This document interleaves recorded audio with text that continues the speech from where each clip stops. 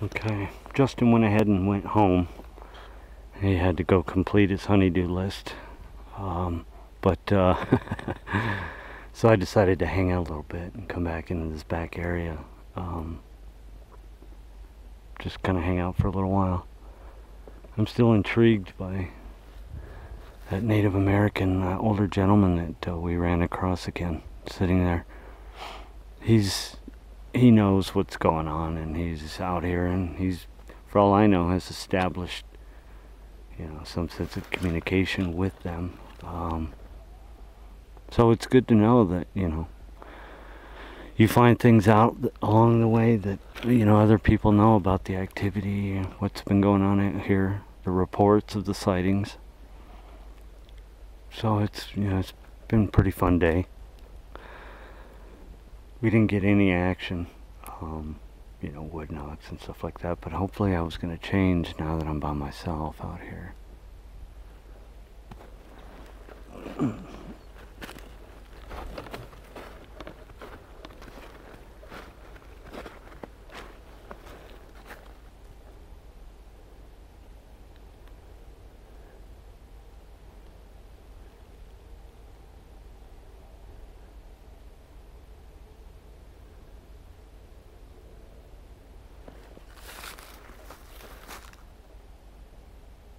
Incredible X.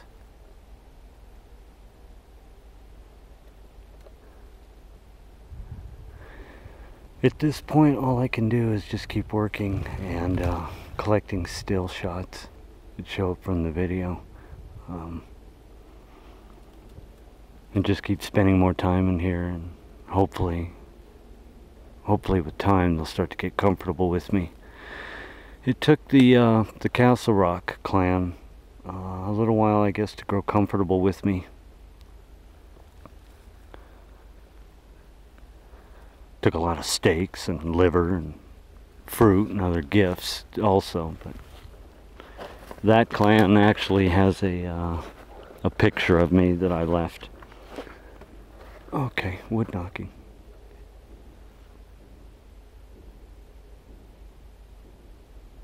You can hear that. That's wood knocking.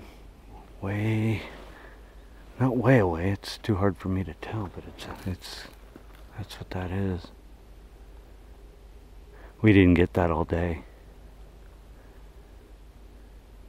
Which is kind of what I presumed was going to happen, it's like what I've been telling people, when you're out here by yourself, you got to be documenting this stuff via video camera.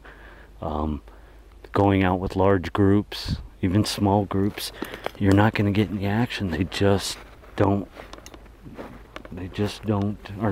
known for responding under those conditions.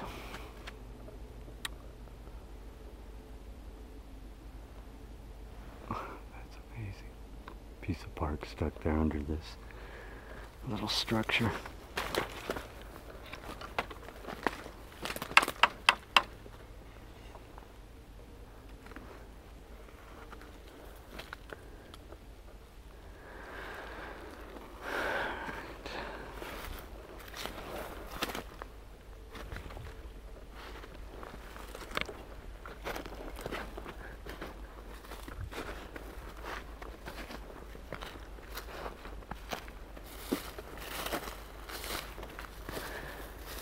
The area where I'm at right now, they originally wanted to develop it at one time to expand the area of the park where people could hike and go, but they ran out of funding or something happened. I'm not sure which. They decided not to open it back here. So there's no trail other than if you make one for yourself. So right around the corner here, there's a big bathroom, public bathrooms concrete bathrooms that they put in for the public to use, when they're up here hiking and so forth, that you'll find in most state parks, areas, like that. And it's been shut down, so this is This is an interesting thing here, this building here, because one of the doors is slightly cracked open and I don't have a firearm on me. So it's big enough for a bear or a mountain lion to go in there, stay warm and get out of the elements at night. But I'm not going to go in this thing without my firearm drawn.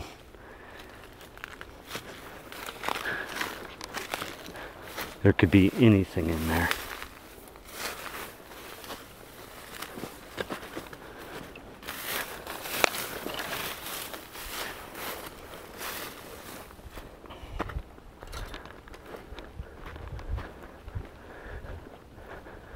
See right here. Like I said, they wanted to develop this part of the park at one point, and they never did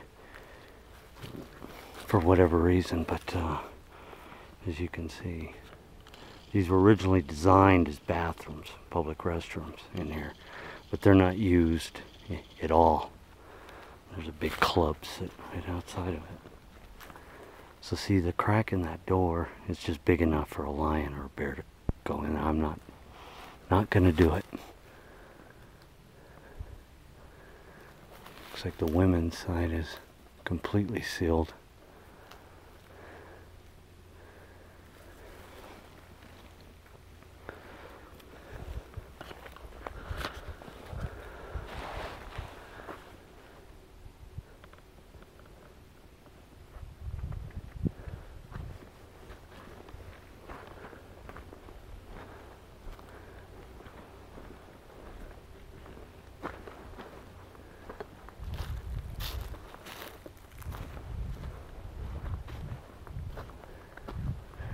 Really fun area though. Anybody comes out here to Colorado, I'll be more than glad to bring you out here. It is a really beautiful, nice, squatchy area. Now, something I wanted to talk about real quick before I end these segments is that after the major fires that happened up along here in the foothills, you know, in the fall, that made national news, an enormous amount of homes and acreage and wildlife was lost and killed in those fires. They were that bad. And just up here is an area known as Deer Creek Canyon, Rampart Range area, which some of those fires have encompassed. And I had been waiting to see, you know, what was going to come of that. We had someone in the state who started a rumor that Bigfoot evidence picked up on, that there was a burnt Bigfoot found by the firefighters after the fires up there. And we did all the checking, everybody here in the state that I'm connected with, and turned out it's false, it's a hoax. There was no burnt Bigfoot found in Colorado. But I was curious as to where they were going to go, since that was known as their areas. You know, that was high Bigfoot area for Colorado. And so finding this park and Justin finding it, or leading me to it, is pretty symptomatic of where they had to move to. They got uprooted because those areas that got burned, there's nothing left up there. There's the deer, the elk, the bears, everything moved. They usually move east, you know, back towards civilization. So this is like, you know, an area where the elk and the deer, we saw one earlier, they come through here because there's just, you know, everything up there in the foothills. It looks, you know, still like mountains. You can see the pine trees and so forth up there. But you know, so much of it was burned that you know, I believe they moved down here with the elk is why they're here.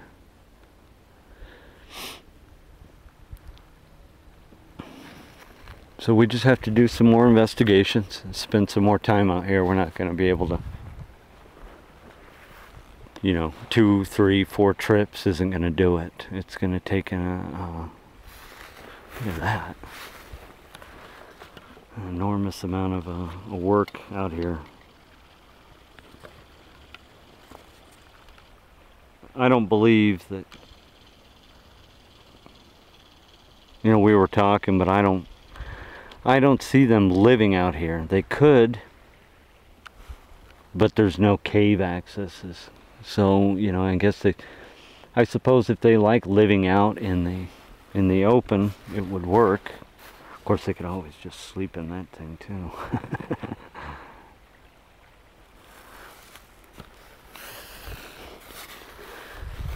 Oh, all right. This ice here is not friendly.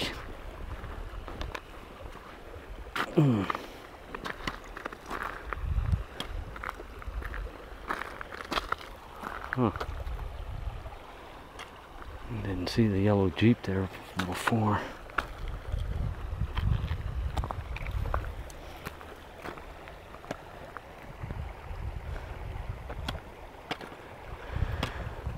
Well, if I get wet, I get wet.